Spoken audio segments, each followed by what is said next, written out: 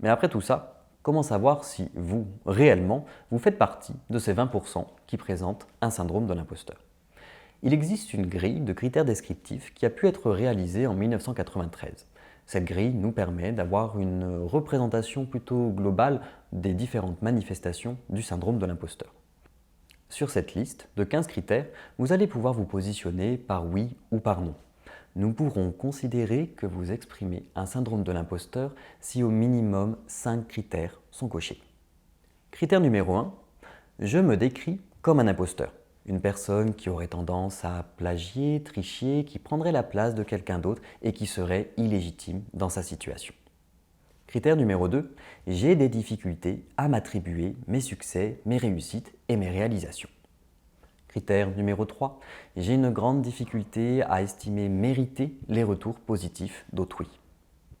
Critère numéro 4, je tends à être déçu de mes réalisations en pensant constamment que j'aurais pu mieux faire ou faire plus.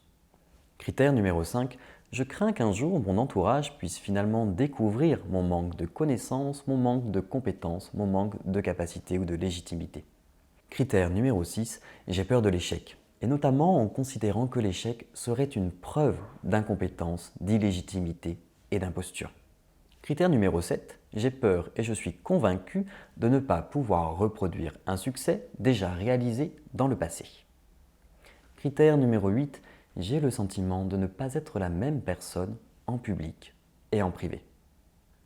Critère numéro 9, je crains constamment de ne pas pouvoir réussir mes réalisations alors qu'objectivement, je réussis tout ce que j'entreprends. Critère numéro 10, je crains de ne pas pouvoir réaliser et atteindre les différentes attentes, qu'elles soient fixées par moi ou par autrui.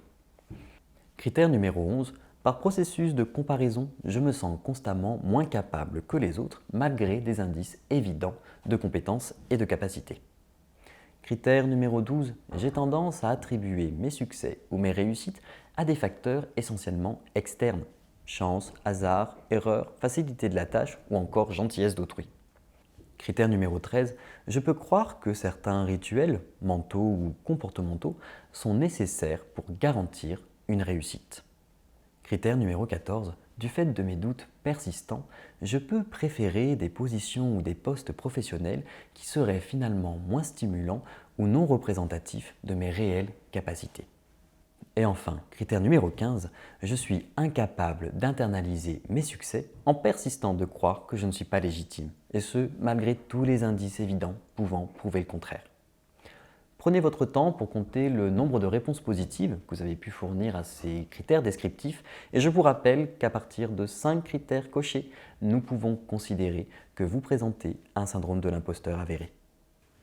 Cette liste de 15 critères nous permet ainsi de présumer l'expression d'un syndrome de l'imposteur vous concernant. Mais nous pouvons aussi considérer les 3 piliers de ce syndrome. Pour les connaître et les mémoriser, c'est très simple. Prenez les 3 premières lettres du mot imposteur. I pour impression de tromper, M pour mauvaise attribution et P pour peur d'être démasqué. Le I de notre IMP, ce premier pilier du syndrome de l'imposteur, réfère ainsi à l'impression de tromper autrui, l'impression de porter un masque, l'impression d'être surestimé par son entourage, l'impression d'illégitimité.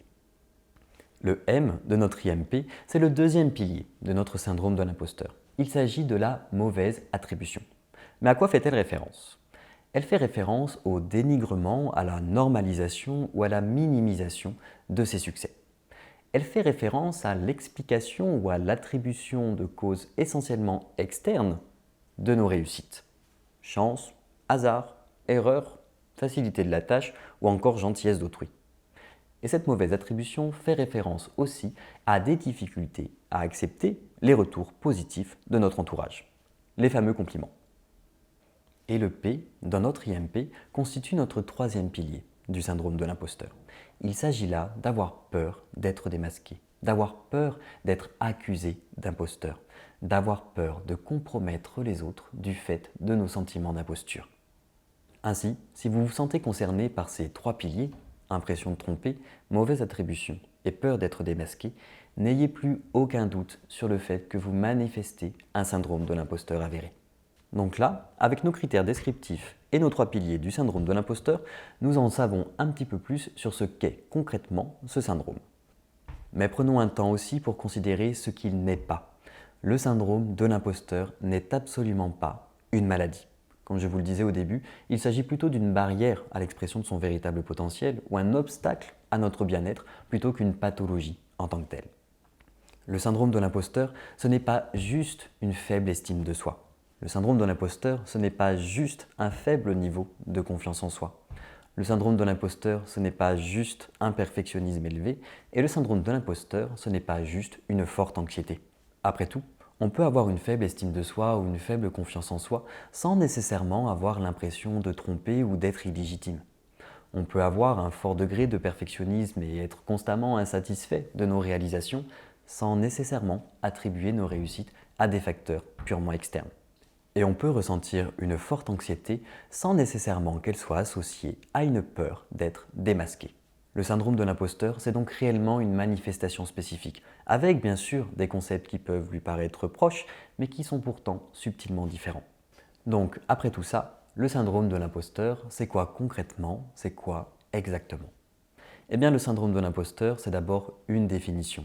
Un ressenti d'illégitimité malgré des preuves objectives de compétences et de succès, tout en craignant de pouvoir être un jour ou l'autre démasqué par autrui. Le syndrome de l'imposteur, c'est 2 pourcentages très importants. 70% de la population est amenée à douter ne serait-ce qu'une fois au cours de sa vie et 20% de la population présente un syndrome de l'imposteur avéré.